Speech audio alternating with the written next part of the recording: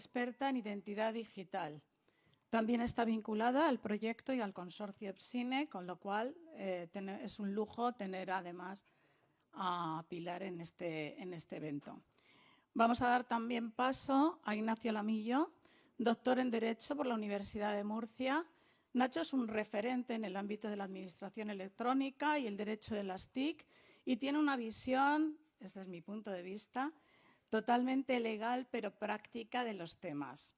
Con lo cual, Nacho ha contribuido muchísimo a todo lo que es la normativa eIDAS, también a lo que es la normativa que pueda existir en blockchain sobre este tema y, desde luego, en la creación de la red EPSI. Y, por supuesto, él y yo nos conocimos con certificados digitales, de identidad digital, ¿no? 22 años.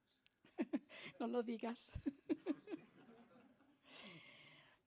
También voy a invitar a subir a Joan Arcas, Project Manager de Innovación y Blockchain en CaixaBank.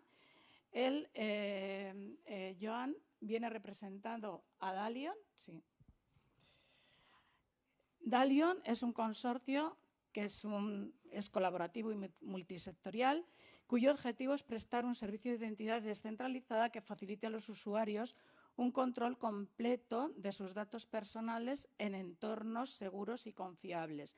Dalion es una de las iniciativas privadas que hay en redes de blockchain, identidad digital, y precisamente por ello hemos considerado que era un gran interés hablar de esta iniciativa. Pues bienvenido a los tres y voy a empezar. Yo me voy a estar moviendo, perdonadme, pero vosotros podéis. La cámara está precisamente configurada para enfocaros y os voy a empezar a hacer alguna serie de preguntas para, sobre todo, entender por qué elegimos un poco blockchain, por qué este proyecto de blockchain en Europa y qué es lo que aporta blockchain a todo este mundo de identidad digital. Voy a empezar por Pilar, si me permitís, porque efectivamente en la Fábrica Nacional de Moneda y Timbre tiene una gran experiencia en identidad digital, como todos sabemos, con los certificados digitales. Pero es que además en España hay dos nodos validadores desplegados. Uno está en la Secretaría General de Administración Digital, que va a ser Agencia de Administración Digital, y otro está en la Fábrica Nacional de Moneda y Timbre. Por lo tanto, efectivamente, ellos tienen una gran representación en la red EPSINE. Pilar, efectivamente uno de los nodos está desplegado en la FNMT. ¿Y qué medidas estáis tomando para garantizar la seguridad de la red EPSI y la seguridad del nodo?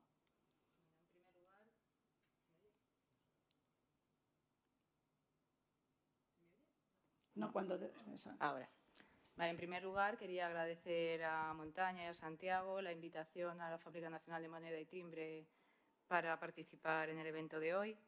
Y efectivamente, como decís, hace ya más de 4 años que en la Fábrica Nacional de Moneda y Timbre, en su infraestructura, se desplegó uno de los nodos del entorno de EPSI Pilot. Y además, posteriormente, hace ya más de 1 año que también hay desplegado un nodo tanto en los entornos de preproducción como de producción de la red EPSI. Entonces, para poder ser uno de los operadores de nodo de la red EPSI, se exigen pues, el compromiso de cumplir con ciertas normas contractuales, el cumplimiento de ciertos requisitos, de unas estrictas normas de seguridad y también de disponibilidad de servicio. Por ejemplo, en la Fábrica Nacional de Moneda y Timbre pues, aplicamos estrictas medidas de seguridad, pues, como la aplicación de firewalls, como el control seguro de accesos de operación de este nodo, como también se está desplegado de tal manera que haya una redundancia en caso de un fallo físico que siempre garantice el servicio de la red. Cabe destacar también que recientemente hemos conseguido la certificación 27001 en Sistema de Gestión de Seguridad y también la 27701 de privacidad del servicio. Entonces, sí que somos conscientes como operadores que ante cualquier compromiso que se pueda detectar, cualquier vulnerabilidad de la seguridad, EPSI ejecuta directamente sobre los nodos actualizaciones y parches de seguridad para conseguir remediarlas. Y también se pide cada cierto tiempo que se hagan operaciones en esta red. Todas estas operaciones, por supuesto, pues siempre se comprueba la autenticidad de las mismas y siempre se controla quién puede acceder para efectuarlas. También sabemos que hace unos meses se pasó un test de penetración de las APIs de EPSI, que se ejecutó sobre varios de los nodos. Uno de ellos fue sobre el de la Fábrica Nacional de Moneda y Timbre. Y también en el año 2023 EPSI pasó una auditoría de seguridad de sus smart contracts. O sea, todo esto sí que nos da una garantía de que EPSI siempre vela por estar al día en todos los temas de seguridad a todos los niveles que conforman la red. Muchas gracias, Pilar. Tenemos que recordar que EPSI es una red permisionada, es decir, no entra cualquiera como en otras redes, sino que efectivamente se entra por invitación de los países miembros. Esto nos da también una cierta seguridad. Joan, hay una pregunta que me gustaría hacerte y es ¿qué incentivos tienen las empresas privadas para adoptar blockchain en sus operaciones? ¿Y cuáles son los principales obstáculos en términos de regulación y escalabilidad que habéis encontrado en el proyecto Dalion? Gracias. Bueno, primero de todo, muchas gracias por invitarnos como representante de CaixaBank y también por parte del consorcio Dalion. En cuanto a las ventajas de la tecnología, yo siempre digo, ¿no?, que yo llevo en el mundillo blockchain aproximadamente desde el 2017. En esa época recuerdo que blockchain se utilizaba prácticamente como una herramienta de marketing y guardando un poco las distancias a lo que pasa ahora también en el mundo de ella, vendías la tecnología por encima del caso de uso, ¿no?, o de la solución. Luego a lo mejor hubieron algunos años un poco más negros o donde se utilizaba o donde se veía menos y donde se decía la famosa frase, ¿no?, de que blockchain es la tecnología en busca de la solución. Y yo creo que eso ya es algo que podemos dejar bastante atrás desde hace mucho tiempo y que ya empezamos a ver operativas y casos de uso y soluciones donde se utiliza la tecnología, pero no se habla de la tecnología, que yo creo que es lo interesante. Por ejemplo, en el ámbito bancario, que es lo que más me atiende principalmente, ya hablamos poco de blockchain, ya hablamos mucho de digital assets, de activos tokenizados, de dinero tokenizado o de dinero digital simplemente. Y ya sea blockchain, sea DLT o sea otra tecnología, es menos importante. Al final, la tecnología es un facilitador. Yo creo que aquí el punto, y como comentaba antes el compañero súper acertadamente, creo que la mayoría de operativas se pueden realizar con bases de datos tradicionales, con otros tipos de tecnología, como es el caso de la propia identidad digital, que podríamos tener pues, o bases de datos centralizadas o ficheros, pero es verdad que blockchain, DLT o tecnologías distribuidas aportan una serie de beneficios, ¿no? Pues la trazabilidad, la transparencia, que la información está distribuida, la seguridad, bueno, un poco los básicos de la tecnología. Y yo creo que estamos en un punto de madurez donde ya hay suficiente madurez en la tecnología como para empezar a utilizarla por encima de otras tecnologías, por mucho que sí que es verdad que tiene algunos riesgos o inconvenientes o puntos no óptimos donde aún es verdad que hay que trabajarlos, ¿no? Y algunos de ellos que hemos encontrado en el proyecto Dalion, pero también en otros proyectos, son, por ejemplo, las gobernanzas de las redes. Al final, si quieres construir una red pública, te estás ciñendo a cómo funcione esa red, al protocolo y que al final es algo que no puedes del todo controlar. Y si quieres montar una red privada, pues bueno, si son diferentes entidades, tienes siempre problemas de gobernanza, quién la lidera, quién pone el control por detrás o a quién vas a llamar si esa red se cae o esa red falla. Entonces, yo creo que en cuanto a beneficios, ya te digo, hay muchos beneficios de la tecnología que aportan, pero de nuevo creo que hay que empezar a hablar más de beneficios de los casos de uso y luego buscar cuál es la tecnología que mejor encaja para poder llegar a ese caso de uso. Y en cuanto a retos, pues sí que los clásicos, ¿no? Gobernanza creo que es uno de ellos.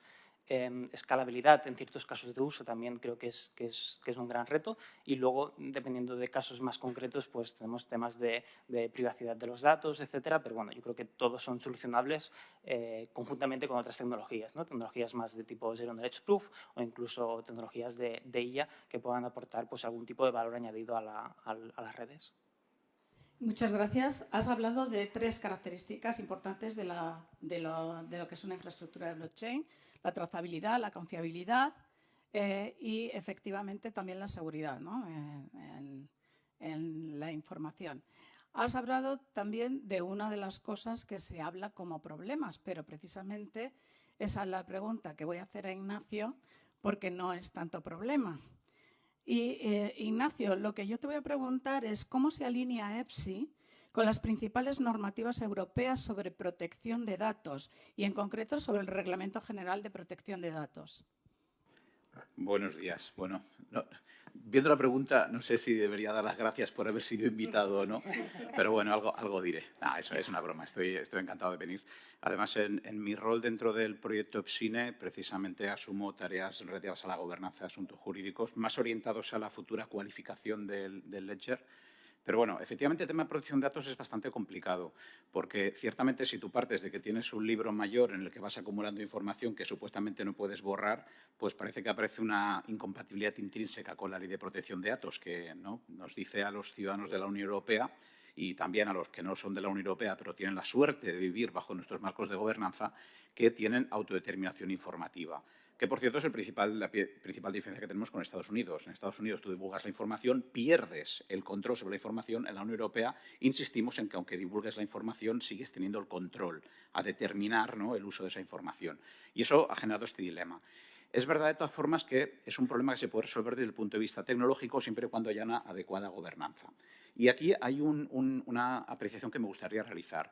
Hay una frontera entre el mundo de los libros mayores electrónicos, ¿no?, de las blockchains y otras tecnologías, también tenemos grafos acíclicos dirigidos y versiones híbridas, y que es la capa de abajo, que digo yo, y la capa de arriba. Y esos son los smart contracts. Normalmente los problemas de protección de datos vienen dados porque la gente programa mal.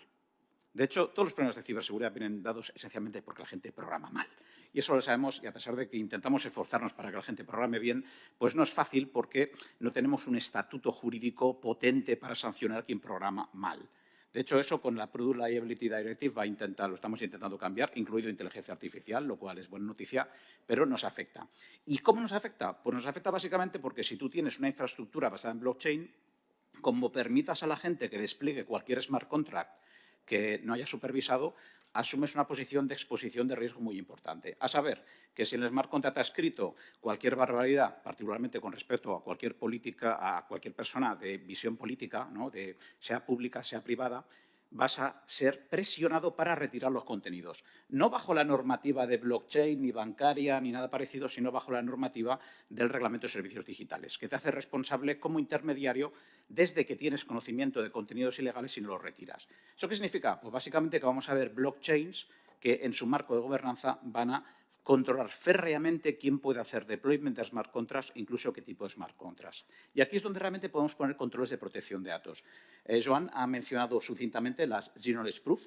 Esta es una tecnología altamente prometedora, puede ser de las cosas que realmente funcionen bien, y muchos estamos visualizando un mundo donde los libros mayores electrónicos serán esencialmente secuencias cronológicamente ordenadas de pruebas de conocimiento nulo. Eso podría arreglar el problema. ¿Qué más podría arreglar el problema? Los hashes camaleón, por ejemplo, que también son prometedores, ¿no? La idea de que podamos realmente llegar a disfrazar cierta información. Eso se tendrá que estandarizar porque todavía no estamos allí. Otras cosas, blockchains como soportes de pruebas de computación multiparte. O sea, tenemos un elenco de capacidades que permiten que esto funcione siempre y cuando controlemos que la gente no se haga daño a sí misma. ¿Y eso qué implica? Pues que efectivamente en un entorno completamente abierto es posible que no podamos hacer ciertas cosas porque no podremos garantizar el cumplimiento de la ley. Y eso nos lleva a que posiblemente fuera, como siempre dice César Pérez Chirinos, mi presidente subcomité en el subcomité 307, donde muchos hacemos normalización de blockchain, coordinados con la Unión Europea y con ISO, siempre diga que fuera de Bitcoin, que quizás sea el anclaje criptográfico y la seguridad de todas las demás blockchains, seguramente todas las demás serán privadas, serán cerradas, serán gobernadas, serán permisionadas, porque de otra forma nadie se atreverá a hacer según qué cosas. O sea que, bueno, bienvenido al mundo de los abogados, una vez más. Muchas gracias.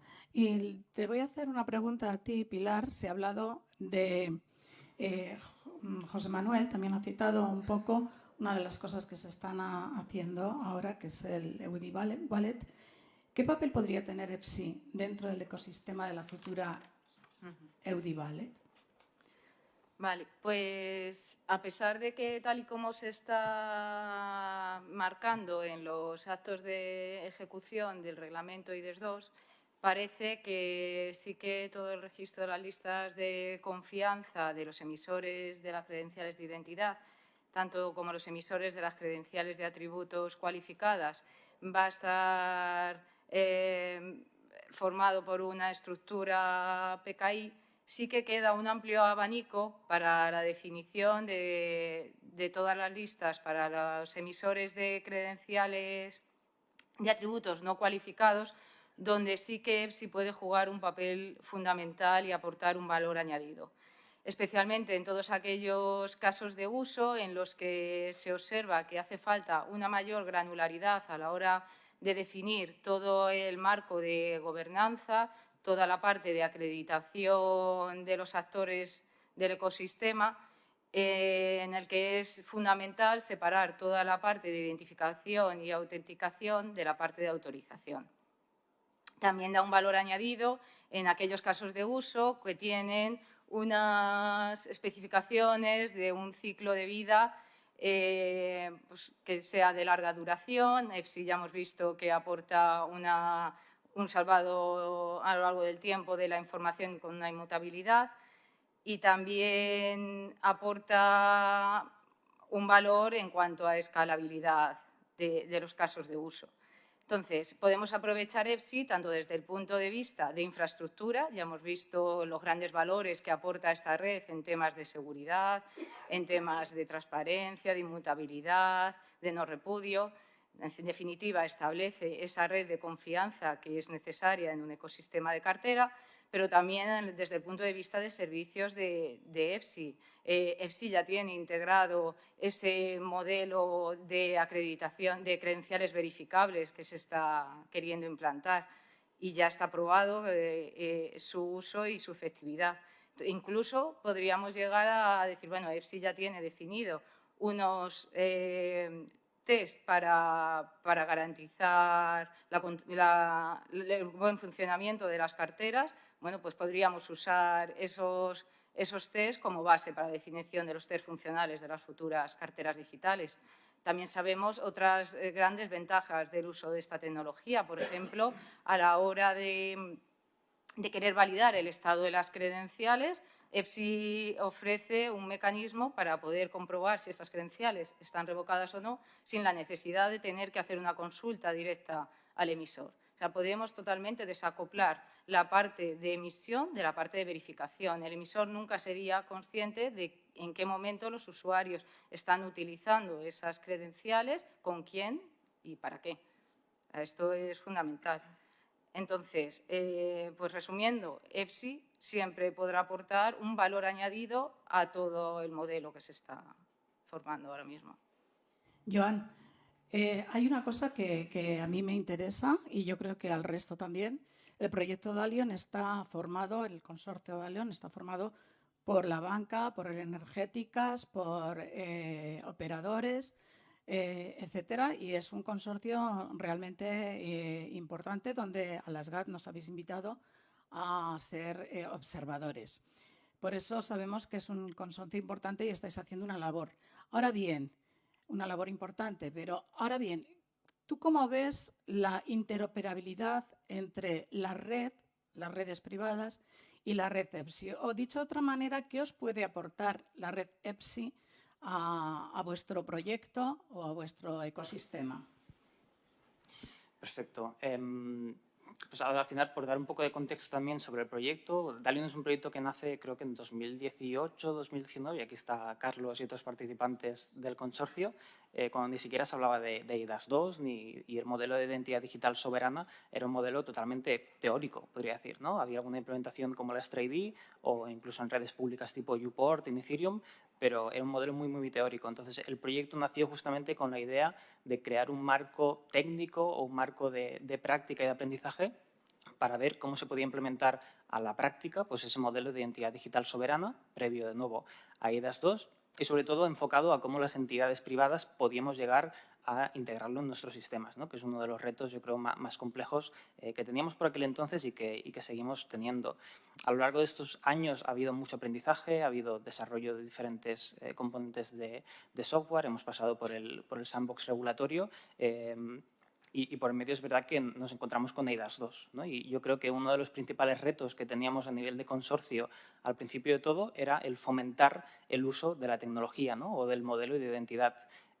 Porque al final iniciamos 10 entidades, o no sé cuántas éramos exactamente, pero un conjunto de entidades relativamente grandes con el objetivo de fomentar y que todo el mundo utilizara esto. Y entonces viene la regulación y ya no te ayuda a fomentarlo, sino que te obliga prácticamente a que los usuarios lo utilicen. Entonces te está solucionando en parte un gran problema, ¿vale? Lo que sí que yo creo que la adopción se ha debido también, podríamos decir, retardado, también justamente por esa regulación que a lo mejor ha tardado más, o la implementación de esa regulación que se ha ido demorando algo más de lo esperado. Pero desde el proyecto es verdad que nos hemos ido adaptando estos últimos años. Ahora, recientemente, luego Carlos lo explicará más en detalle, pero hemos pasado los conformantes de EPSI. Ahora el proyecto, digamos, el software es capaz de utilizar diferentes redes, Alastria-ID, que es con el protocolo Alastria-ID, que es el original, pero también el de EPSI. Y yo creo que el futuro está justamente en adaptar el software de nuevo a que las entidades nos facilite esa posible integración con eIDAS 2 y que no únicamente nos basemos en lo que nos obligará la regulación, ¿vale? Que en el caso de los bancos pues será la autenticación, el SCA y una serie de procesos, sino que fomentemos su uso y que realmente lo utilicemos para crear casos de uso de valor añadido, como generación de credenciales y verificación, porque al final tenemos 1000 procesos en lo que lo podríamos utilizar, tanto para emitir datos como para consumirlos. Y de nuevo hay muchas mejoras en cuanto a procesos, en cuanto a fraude, en cuanto a reducción de tiempos y de costes que las entidades privadas nos podemos utilizar, y que también creo que puede beneficiar tanto a otras entidades privadas como también a organismos públicos, ¿no? Yo creo el caso, por ejemplo, de diplomas como banco, como entidad, podríamos utilizar los diplomas, en nuestro caso, pues por ejemplo, para contratar, como bien poníamos un ejemplo anteriormente, pero también para dar préstamos a universitarios, ¿no? Donde se pide pues, la matrícula o el carnet de estudiantes. Y también las entidades públicas podrían utilizar, en ese caso, pues, el IBAN que proporcionamos los bancos, pues, ya sea pues, para el cobro de la matrícula o para dar, por ejemplo, ayudas y becas. Quiero decir que creo que tiene que ser algo mutuo y la conectividad, podemos decir, o acuerdo entre entidades públicas y privadas, pues tiene que existir. Yo creo que EPSI debería ser ese nexo de comunicación entre entidades privadas y públicas para generar casos de uso de valor. Muchísimas gracias, Joan. Efectivamente, creemos que la interoperabilidad privada-pública debe ser importante y has apuntado varios casos importantes. En tu discurso, Nacho, has comentado no solamente el riesgo de la mala programación, sino también algunos riesgos. Este problema de riesgos de seguridad no solamente están en blockchain, sino que vemos que efectivamente pues, todas estas tecnologías emergentes como inteligencia artificial o blockchain o otras, o computación cuántica que saldrá, que tendremos una explosión el año que viene probablemente, pues nos hacen ver que hay un riesgo importante en la seguridad. No solamente basado en que utilizan en cloud, sino basado en la propia filosofía de la tecnología. Por eso te quiero preguntar a ti como experto en esta normativa, y además sé que también conoces bastante bien la normativa de seguridad, ¿de qué manera la regulación de la Unión Europea sobre ciberseguridad, como la directiva NIS2, impactan en la confiabilidad y en la infraestructura de EPSI? Me gusta que me hagas esta pregunta. A ver, aquí hay bastantes planos mezclados, pero bueno, creo que se puede entender bastante bien desde la perspectiva del reglamento eIDAS 2. O sea, lo que hemos hecho en el reglamento eIDAS 2 es literalmente regular los libros, una figura nueva, un servicio de confianza nuevo llamado libro mayor electrónico. Puede ser centralizado, puede ser distribuido. EPSI sería un ejemplo de libro mayor distribuido. Claro, la gente no es muy consciente de qué significa decir que algo es un servicio de confianza, porque hay una conexión intrínseca y es muy fuerte entre la confianza y la seguridad. De hecho, la seguridad es algo así como el soporte conceptual, uno de los soportes conceptuales junto al reconocimiento jurídico para que algo sea confiable. Algo que es inseguro no es confiable. Esto se entiende de forma intuitiva, pero cuando luego tienes que ir a hablar con el prestador o eres un prestador, te das cuenta de que tiene consecuencias. Por ejemplo, el artículo 21 de la Directiva NIS 2, que está vigente, da igual que el Estado no haya traspuesto todavía la directiva. ¿Por qué esto está vigente? Porque los servicios de confianza están directamente sujetos a una regulación europea, un reglamento de ejecución vigente a fecha de hoy que dice que los prestadores de servicios de confianza son entidades esenciales. Y ser entidad esencial no es una cosa de marketing, es una cosa de seguridad e implica que tienes que cumplir un montón de normas. Muchas normas. Por cierto, si eres prestador no cualificado, también. Entonces eres entidad importante, lo cual es un poquito menos que ser esencial, pero significa que no puedes hacerlo de cualquier manera. ¿Y eso qué significa? Pues que, aunque yo estoy convencido de que la fábrica ha hecho un trabajo excelente en materia de ciberseguridad, cuando vean algunas cosas que el futuro acto de ejecución podría pedirles, igual se acuerdan de alguien, porque ciertamente faltan muchas cosas en la ecuación. Falta buena criptografía. La mayoría de blockchains, el EPSI actual incluido, utilizan algoritmos no aprobados por nuestras autoridades. Igual hay que pensar en hacer blockchains que utilicen algoritmos aprobados, porque detrás de esto hay una industria y ya sabemos que detrás de esa industria hay ciertos intereses extranjeros. Importante. Segundo, ¿utilizas prueba de autoridad? Mola mucho, porque no destruye el medio ambiente, pero estás metiendo claves privadas del tipo clásico y, por tanto, deberíamos tener HSMs. Más seguridad. El algoritmo, el software, certificado como un criterio quizás, poscuántico, poscuántico, deberíamos pensar en dejar de utilizar ciertas curvas elípticas para empezar a utilizar nuevos mecanismos aprobados, no todavía por nuestras autoridades, pero sí por las autoridades de otros que ya sabemos que nos podrían dar confiabilidad. Estos son solo algunos ejemplos de lo mucho que hay aquí, pero claro, ciertamente eso es el elefante en la habitación. Hay que coger estas infraestructuras, entender qué significa que sean un servicio de confianza, qué significa la esencialidad. Por tanto, ¿cuánto dinero hay que dar a los operadores para que esto sea realidad y cuánto esfuerzo hay que hacer para que la industria, el ecosistema, haga su trabajo? Y, finalmente, el ponerlo todo dentro de este proceso magnífico que es la cualificación, que es hacia donde tenemos que tender. De hecho, dentro de EPSINE lo que estamos preparando son estos trabajos. Y esto es importante, ¿por qué? Porque entonces será una infraestructura que permitirá sustentar la soberanía de los datos. Y el primer dato y el más soberano que tenemos que garantizar son las raíces de las cadenas de confianza criptográficas que sostienen todo en la Unión Europea, que es un digno destino, por ejemplo, para una red pública que luego podría permitir anclajes criptográficos en las demás redes. Entonces, aquí hay mucho trabajo que hacer. Yo quisiera aprovechar para lanzar el mensaje de que hay que invertir. Me gustaría más que fuera el sector público quien liderase estas inversiones. España está particularmente bien posicionada en este mercado. Tenemos actores muy potentes en esta industria, pero creo que está emergiendo un poco como contra viento y marea, un poco como Podemos, a veces más por voluntarismo y esfuerzos y heroísmos personales que otra cosa, y yo querría ver que el mismo grado de interés que ha generado la ciberseguridad de la inteligencia artificial la trasladamos a la ciberseguridad de la criptografía, en particular a la que sustenta las cadenas de bloques y otras tecnologías que encajen dentro de la definición legal de libro mayor electrónico. O sea, aquí yo os pongo más que nada a poner deberes y a pedir que financiéis. Gracias. Muchas gracias, pero bueno, lo que vemos es que efectivamente la ciberseguridad es un ámbito importante para cualquier tecnología y que aquí se puede abordar también.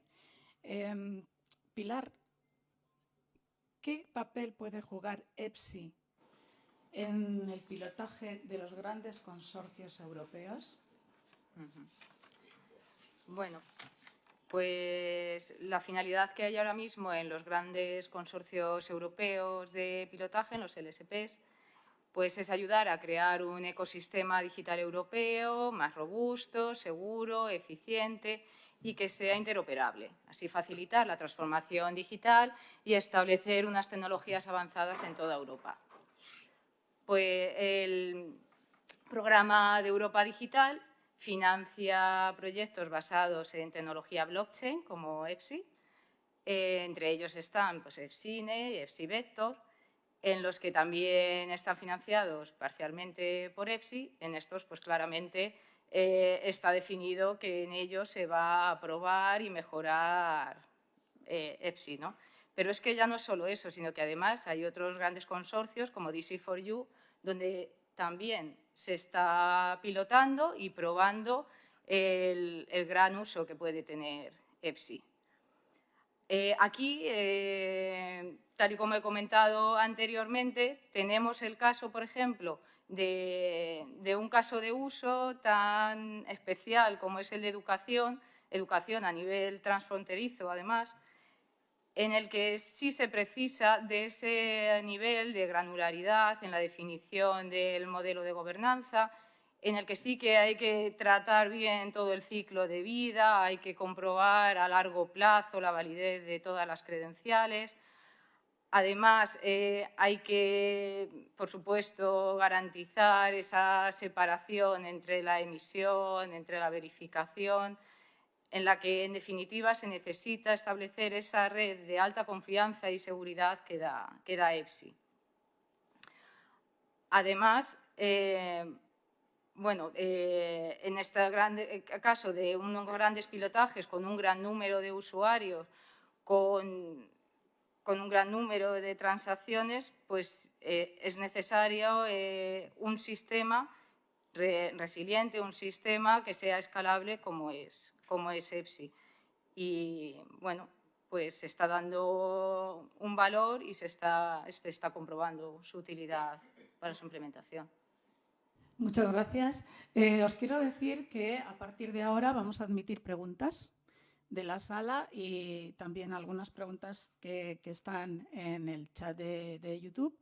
Por lo tanto, bueno, pues ir pensando si nos ha quedado algún tema que os interesa y que podemos abordar.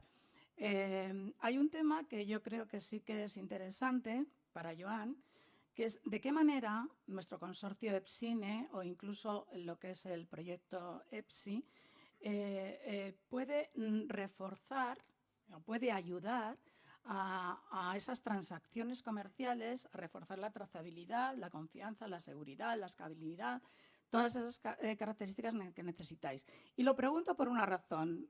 Pilar ha apuntado un tema importante.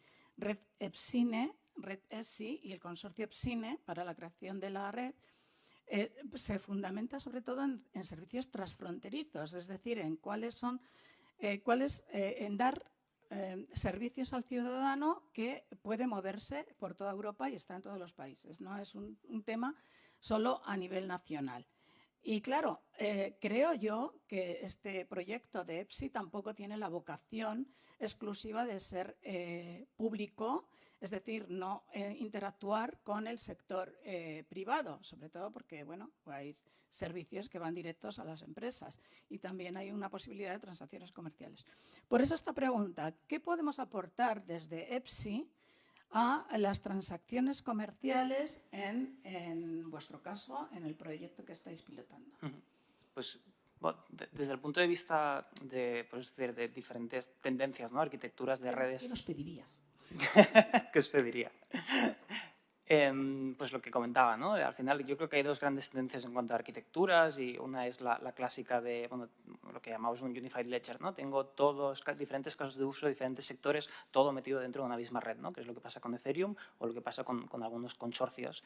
Y luego tenemos más la idea de interoperabilidad, ¿no? Puedo tener diferentes consorcios o diferentes redes para diferentes casos de uso o para diferentes grupos de entidades. Yo creo que EPSI aquí tiene un equilibrio muy bueno en cuanto a que cubre un gran espacio de casos de uso para muchos ámbitos y es una agrupación al final de los diferentes gobiernos o entidades públicas de toda Europa. ¿No? Esto al final da o lo que provoca es que se puede realizar una gran cantidad de casos de uso que pueden beneficiar a muchas entidades privadas. Y, por ejemplo, lo que comentaba, ¿no? Al final, el tema de diplomas o el tema de identidad digital en general es algo que se puede utilizar en prácticamente todas las industrias. Y centrándome en casos de uso del mundo privado, en la banca sobre todo, al final, dentro de los casos de uso que hay dentro de la banca, por ejemplo, en supply chain o en pagos transfronterizos o en cualquier tipo de pago, siempre hay una parte a día de hoy que se queda fuera de lo que podemos decir del ledger, ¿no? Off-chain. Hasta hace poco podríamos hacer toda la parte de trazabilidad y a lo mejor el pago se quedaba fuera, que ya es un punto de dolor, ¿no? Porque al final, ostras, mucha trazabilidad, mucha transparencia, pero si tienes un punto de todo el proceso que queda fuera del ledger, ahí pierdes un poco el sentido, ¿no? Una vez que ya podemos incluir los pagos dentro del ledger, porque tenemos stablecoins, porque tenemos una serie de diferentes mecanismos de pago, lo que se nos sigue quedando fuera, por ejemplo, es la autenticación y la verificación de los usuarios, ¿no? Y eso es algo a lo mejor que si pudiéramos tenerla on-chain a través de algún protocolo que interoperara justamente con EPSI o con alguna red que nos permitiera verificar a los usuarios, podríamos tener pues, el end-to-end de diferentes transacciones totalmente dentro de la red y sería todo automatizable a través de smart contracts. Y pongo el ejemplo del DeFi. Yo creo que el DeFi es uno de los casos de uso más interesantes que a día de hoy se está explotando mucho en el mundo público, pero que las entidades yo creo que nos da cierto respeto a entrar, cierto riesgo, porque no sabemos quién hay detrás, ¿no? Y es difícil verificar la persona que hay detrás porque es una persona que está pues, on-chain y seguramente no la conocemos. Ya hay diferentes protocolos, ¿no? o consorcios que están estudiando todo el tema del DeFi permisionado, que ya te requiere hacer esa previa autenticación del usuario, verificarlo y después dejarle entrar dentro de un entorno DeFi más controlado, pues ojalá poder hacer eso, por ejemplo, pero con un entorno abierto donde esa verificación no la tuviera que hacer yo, sino que se tuviera que hacer a través de esta interoperabilidad con EPSI o con cualquier protocolo de identidad, ¿no? Es un caso de ejemplo en el que podremos ofrecer mejores servicios, mejores casos de uso y añadirle un plus de seguridad a esas transacciones que realizamos. Muy interesante. Doña, ¿me dejas hacer una precisión a lo que ha dicho? Bueno, una adición muy breve. En ETSI estamos trabajando o empezando a trabajar porque digamos que ha tomado preferencia el programa de Wallet, pero tenemos un work item interesante que es identidad basada vinculada a smart contracts. O sea, literalmente, o sea, es específicamente esta cuestión, que va un poco en línea de lo que dices, es decir, cómo somos capaces de tener una prueba de identidad, porque la identidad como tal, si la tienes, es un dato de carácter personal y, por tanto, ya nos genera ciertas fricciones, a menos que tengamos una base jurídica que excluya la necesidad de consentimiento y bla, bla.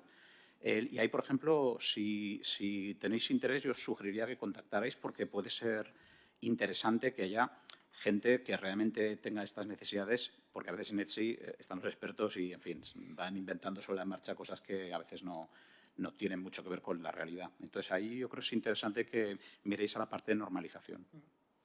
Y hablando de normalización y precisamente también de cuestiones económicas, desde tu punto de vista, Nacho, ¿cómo impactarían las futuras regulaciones como la Ley de Datos de la Unión Europea o el reglamento MiCA en EPSI? A ver, vamos a dar la vuelta. Más bien es al revés. Si tú eres una entidad que vas a hacer, yo qué sé, gestión de criptoactivos, o tú eres una entidad que vas a montar activos digitales diferentes de criptoactivos, que los hay, o vas a hacer cualquier tipo de actividad encima de una red como blockchain, el problema actual o en el régimen jurídico actual, y eso viene dado, entre otras cuestiones, por la DSA, es que tú eres responsable por todo lo que ocurre abajo. Entonces, si lo pones en términos de arriba y abajo, arriba está la regulación de una actividad, ¿vale? Podría ser una actividad financiera o la actividad de la administración, y abajo hay una infraestructura en la que el de arriba tiene que garantizar que funciona, por tanto, porque tú la eliges. Entonces, cuando nos planteamos regular lo de abajo, la infraestructura como tal, lo que vimos es que se le podía dar la vuelta al argumento. Podríamos decir, si una infraestructura subyacente como EPSI es un servicio de confianza cualificado, significa que funciona bien y, por tanto, que hay un prestador que responde y un prestador que está supervisado. Y hay un sistema que sabemos que aporta unas garantías mínimas. ¿Eso qué significa? Que el de arriba, cuando elige ese sistema subyacente, está transfiriendo la responsabilidad en vez de quedársela. Entonces, esa idea es muy interesante porque una red cualificada, y si todo va bien, EPSI se podría perfectamente cualificar el año que viene, si todo va bien, significa que el de arriba puede dormir más tranquilo. Y cuando el de arriba está muy regulado y tiene miedo porque le pueden venir a pedir muchas responsabilidades, eso le aporta tranquilidad.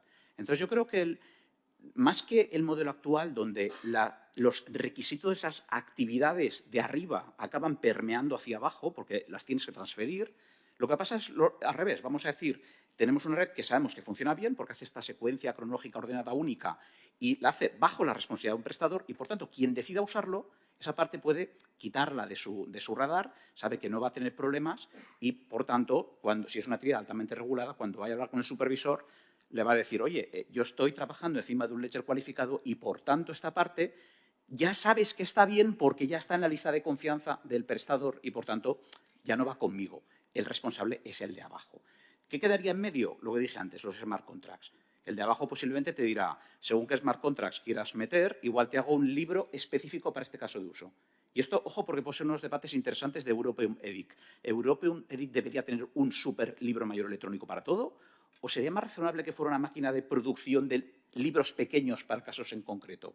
O incluso podría ser un servicio técnico que otros proveedores contraten para tener su libro electrónico. Los tres modelos son posibles. Y aquí es donde yo creo que tenemos que ver un poco cómo lo que se ofrece al mercado se puede tunear para controlar los riesgos y facilitar la adopción. ¿Alguna pregunta en la sala? ¿Algún tema que os interese que nos lo hayamos dejado en el tintero? Por ahí veo una mano levantada. Gracias. Hola, buenas. Es respecto al RGPD, por ampliarlo un poco más así como duda, ¿qué se plantea o qué mecanismos se están teniendo en cuenta o se van a tener en cuenta en el caso, por ejemplo, de que ya sea a propósito o sin tenerlo o sin querer, por ejemplo, meter datos de un ciudadano y que éste ejerza el derecho de supresión de estos datos en una infraestructura, vamos, en esta tecnología? Me toca a mí. Pues, a ver, es que es muy buena pregunta, pero por eso decía yo que realmente unos elefantes en la habitación, además de la ciberseguridad, que es el más gordo de todos, es cómo diseñas esto. Entonces, yo tengo dudas, ya lo he expresado varias veces, de que sea razonable que tú ofrezcas un servicio libre mayor donde la gente se haga el deployment de sus smart contracts. De hecho, eso es problemático porque tú como prestador eres un intermediario desde la perspectiva de la información que los demás mediatizan, ¿no? Intermedian indirectamente a través del diseño del smart contract. De hecho, legalmente, el diseñador del smart contract acaba siendo el responsable del tratamiento de los datos. Por lo tanto, no es que tú como libro mayor seas responsable de ese tratamiento, pero eres un intermediario. Tú no tienes ningún deber de vigilar lo que los demás hacen, porque eso lo dice nuestra legislación. No somos supervisores, inspectores ni censores. Pero si alguien nos avisa de que hay un problema, tenemos que reaccionar. Entonces, claro, o bien tenemos un enfoque de implantar tecnologías que permitan, por ejemplo, el pruning, ¿no? La eliminación de registros del libro mayor, lo cual, en función del enfoque técnico que tengas, olvídate. O bien controlamos mucho qué es lo que se puede escribir. Y, por tanto, aquí va a haber una especie de el capítulo importante en la gobernanza de cada libro. Y si tu enfoque fuera hacer libros que sirvan para muchos casos de uso, realmente vas a tener que ser muy restrictivo. Por eso creo que va a ser más fácil tener libros vinculados a tipologías concretas de smart contracts para que podamos realmente decidir hasta dónde se llega. Y, francamente, si alguien cometiera un error grave, en términos legales en la Unión Europea, la única forma de que el nodo que posee el dato dejara de responder es borrarlo. Por eso digo que existe el riesgo de que en algunos casos tengamos que eliminar libros mayores completamente para dejar de ser responsables. Eso hace que los libros mayores de propósito general, sobre todo en entornos no permisionados, sean esencialmente demasiado arriesgados para ser utilizados en la Unión Europea. Aquí hay otra pregunta. Hola. Tenía una pregunta sobre la posibilidad que has comentado, Nacho, de que el año que viene sea EPSI un servicio de confianza. Para que sea servicio de confianza, Europeum EDIC tendría que ser un prestador de servicio de confianza. ¿Lo podría contratar a otro? Si hablamos de un split de la red en diferentes libros electrónicos mayores, ¿cada libro electrónico debería ser un servicio de confianza por separado? ¿Los operadores de nodos regulares o validadores deberían ser QTSPs Ya está, también. ya está. Elabora un poco. Ya está. A ver, muy rápidamente. A ver, en principio, si quien ofrezca un servicio libre mayor al público es ya hoy un prestador de servicios de confianza. No se puede cualificar, pero ya lo es. Y, de hecho, si alguien inicia esa actividad y la ofrece al público, tiene que comunicarlo en 90 días a la SEDIA, que es el supervisor, y tiene que garantizar el cumplimiento de las medidas de los prestadores no cualificados de la directiva NIS2. O sea, que esto ya es así hoy. Si además te quieres cualificar, es verdad que tenemos que esperar a que la Comisión, con el procedimiento establecido en el artículo 48.2 del reglamento EIDAS modificado, era el mismo que el original en este caso, apruebe el acto de ejecución. Y ese acto de ejecución establecerá las especificaciones técnicas para poder cualificar. Pero fíjate, lo importante es que ofrezcas al público. Si tú das un libro mayor en tu casa para ti, en un entorno cerrado, estás excluido del reglamento, como pasa incluso en identidad. Eso, obvio, todos los servicios de confianza. Si lo ofreces al público, estás ya sujeto. ¿Por qué digo que será posible cualificar EPSI en un año? Bueno, pues porque básicamente el acto de ejecución está previsto para mayo del 2025 y, por tanto, desde que esté publicado, existe la posibilidad en unos meses de que haya un evaluador de conformidad que acredite competencia, cosa que puede pasar porque en ISO, de hecho, estamos trabajando incluso los estándares para los evaluadores de conformidad. Entonces, la idea es que vamos a tener todas las piezas para que alguien, si lo desea, pueda ofrecer el servicio. El servicio, en el reglamento de EIDAS de confianza, es el libro mayor electrónico, es la actividad y el resultado de la actividad, ¿no? El servicio que prestas y el producto que produces, el libro como tal, como objeto digital. Y puede ser centralizado o puede ser distribuido. No tiene que ver con la descentralización. Eso el EIDAS no lo ha abordado. El EIDAS no entra en si la gobernanza es centralizada o descentralizada. Solo te dice si la tecnología es centralizada, una base de datos, que también se puede cualificar, o si es una tecnología distribuida. Y, por tanto, hay reglas diferentes para los dos casos. Pero la idea es que quien lo ofrece es el prestador. Puede haber un prestador como European EDIC, y esto que estoy haciendo es ficción, porque eso tendrá que discutirlo el European EDIC. ¿Podría el European EDIC ser un prestador de uno o varios libros? Claro, por supuesto que sí. Que haya nodos validadores no significa que los nodos que estampan sus firmas conforme al algoritmo sean los prestadores. Pueden ser componentes del servicio del prestador. Solo decidirá cada uno en función de lo que interese. ¿Uno versus varios? Pues, de nuevo, yo creo que lo único sensato es muchos pequeños libros mayores específicamente diseñados para los casos de uso para contener el riesgo. ¿Que lo quieren organizar de otra forma? Se podría perfectamente plantear un consorcio donde hubiera cada nodo validador, dijera yo me cualifico y luego combinamos dinámicamente nodos que están en el listado para que formen cadenas ad hoc. Perfecto, también se podría hacer. Sería lo más parecido a algo no permisionado que cumplirá con la legislación. Todo eso es planteable. ¿Quién tiene que plantearlo? Pues el mercado. El mercado, European EDIC, tendrá que plantear qué es lo que quiere hacer con su enfoque, porque esa es su misión. De hecho, necesitábamos un vehículo jurídico, una persona jurídica con quien contratar, que se hiciera responsable y que pudiera obtener la cualificación. Si fuera European EDIC, el prestador está radicado en Bélgica y, por tanto, se cualificaría en Bélgica. A partir de aquí, pues hay muchas otras consideraciones. Yo estaría feliz que Alastria considerase cualificar, estaría feliz que Dalion considerase el valor que aporta estar encima de algo cualificado. Me consta que las universidades tienen un proyecto que está en licitación de red que debería cualificarse, porque de esta forma aportamos mayor valor y mayor tranquilidad a los usuarios de estas infraestructuras que son complejas de entender para ellos y que les pueden generar incertidumbres que actúen como barreras a la adopción. Creo que no me he dejado nada, pero es igual. Muchísimas gracias. Bueno, si te has dejado algo, después, cuando termine el seminario, podréis entablar conversaciones. Daros las gracias a toda la mesa redonda. Creo que ha sido muy interesante. Yo, desde luego, he aprendido muchísimo. Y ahora invitaré a Lluís y a Carlos Pastor, a Lluís Ariño y a Carlos Pastor, a subir a la mesa. Uno de ellos contará uno de los referentes de los casos de uso que se han hablado aquí en esta mesa y anteriormente varias veces, que es el caso de uso de diplomas. Y también, pues mira, ya tienes la posibilidad de hablar si vais a establecer una red o no, un layer o no de diplomas. Y Carlos Pastor nos contará también una serie de oportunidades, futuros y cuestiones de posibilidades que tiene todo este mundo, porque él ha trabajado, empezó en el proyecto también desde hace mucho tiempo, estaba en Alastria, que era uno de los consorcios o de las asociaciones que aquí se que en España ha movido todo este sector, y ahora estás en Inetum, también vinculado a Dalion. Con lo cual, yo os invito a subir a los dos